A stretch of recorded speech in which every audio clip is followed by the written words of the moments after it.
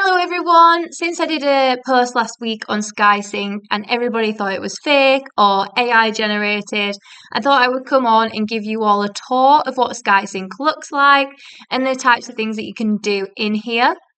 So when you first log in, this is what you'll see. This is the home page. So you'll be able to see your projects, you'll have your jobs, your clients, locations, team members, and your drones. So you can access all of these from the home page. It'll also have job status, so new jobs as well as work complete, so jobs that you've already done. Per pilot, it'll also have their currency. So you can see the currency has expired for this person that's logged in, so they need to do some more flying to get it back up. Then it'll tell you any drones that need maintaining. So there's none scheduled for all four here. And then it'll give you a to-do list down at the bottom as well. And then it'll have a calendar, so what you've got coming up, what you've got in that day as well. So it's a really easy place to maintain all of your drone operations and all of your pilots in one platform. So if we do a job as a test, just as an example, click new job, test, leave, the date that it's going to be done. So let's say it's going to be done tomorrow. It's a new job. You can select what type of job class it's going to be. For most of them, it will just be a standard job. Job type, what you're going to be doing. So let's say we're doing a mapping survey mission on a construction site. Then select a client. So if we search for copters. Location, we put our flying field in. So where we do it is Spring End Farm Fishery. You can create new clients, new locations if you've not been there before. You then select the pilot. So let's use Luke as an example. The drone that you're going to be using. You put in the start date. So as we said, we'll start it from tomorrow. Say we're starting at 2:15 and then finishing at 3:15. You will change this when you upload your flight logs anyway. Risk assessment template, you can select standard, PDRA or OSC. We'll just have a standard one. We'll have a base method statement. And then if you've got somebody else flying the site as well, you can add your additional crew in here as well as a secondary drone.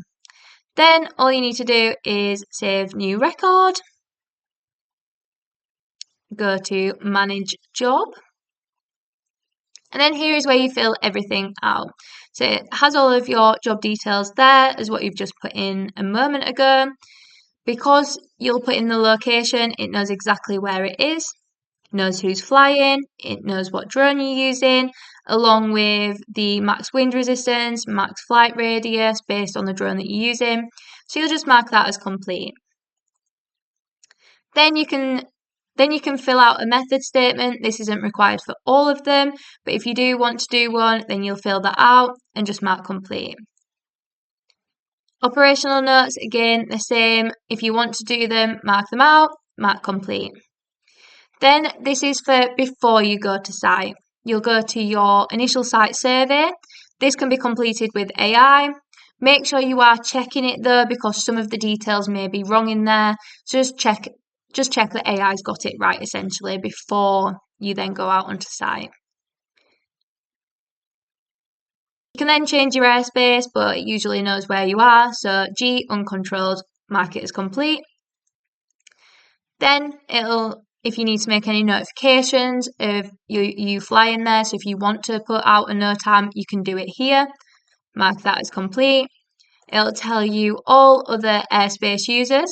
So if we reduce that down to within 15 kilometres, we can see the other airspace users nearby, along with their contact details down here if we do need to let them know that we're going to be flying there.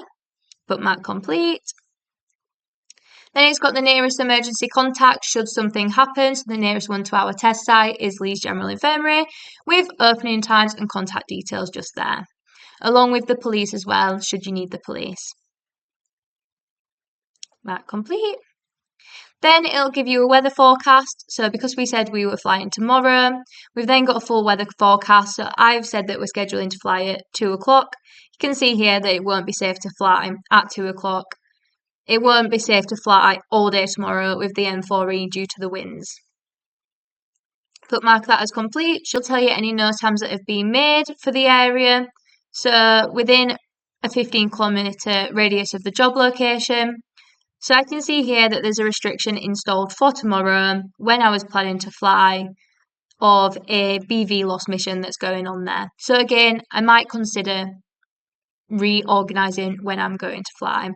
Mark that as complete. If you want to submit a NOTAM, you can fill out the form. There's a link right there to be able to do so. Then if you're applying SORA, which I know not everyone will be just yet, you can fill all of this out should you need to do so if you are following SORA at the time. Then it's got your site plan. I set contingency volume to 5 metres, ground risk buffer to 10 metres, and then if I just draw around where I want to fly, just here, and then it draws that for me just there. Then before you set off to site, it's got a loading checklist. All you need to do is go through and tick all of these, make sure that they're all ticked, and then you can move on to your on-site stuff. So you've got your risk assessment here. This is just a generic risk assessment that we have done at Copters, but you can change it as per the actual site should you need to do so. Mark that as complete. You've got your risk matrix just below to help you along with that. Then on-site survey, so you can get live weather at the time, and it'll fill all of this in for you. Then you've got an initial on-site checklist, making sure that everything's all good to go. Again, it's just a checklist, tick them off as and when you've checked them. Pre-flight checklist, so this is checking the drone. Takeoff checklist, again, it's just ticking, ticking, ticking, ticking. And then when you land as well, checking everything over as you land. Then you've got your post-flight checklist here. So checking the drone after the flight, powering down the UAS. Again, just another tick box exercise. Emergencies checklist. Then you've got your flight logs manual. So if you wanted to upload them manually, then you can do that here. So you can put start date and time, and then change that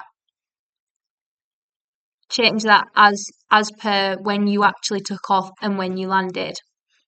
Or you can upload your flight logs directly from the controller as well. Then you've got a closure report if you want to summarise everything that you've done, mark that as complete, and then you just mark the job as complete. Simple as that.